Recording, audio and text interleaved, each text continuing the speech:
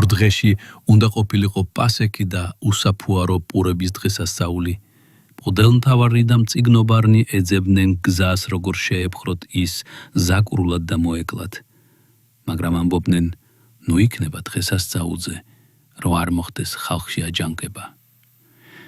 და როცა იყო ბეთანიაში სიმონ კეთროვნის სახლში და მაგიდასთან იჯდა, მოვიდა ერთი ქალი ალაბასტრის ფიალით, ნარდის სუფთა და ძვირფასი ნელსაცხებლით და დაასხა იგი იესოს თავზე. ზოგი უკმაყოფილოდ ლაპარაკობდა თავისთვის, რისთვის დაიკარგა ეს ნელსაცხებელი.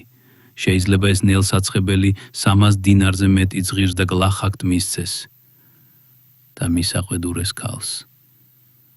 მაგრამ იესომ თქვა, დატოვეთ იგი, რისთვის აწუხებთ?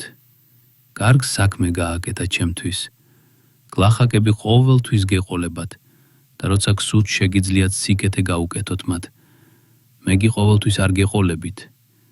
რაც შეეძლო ის გააკეთა. წინასწარს ცხო ნელსაცხებელი ჩემს სხეულს დასამარხავად.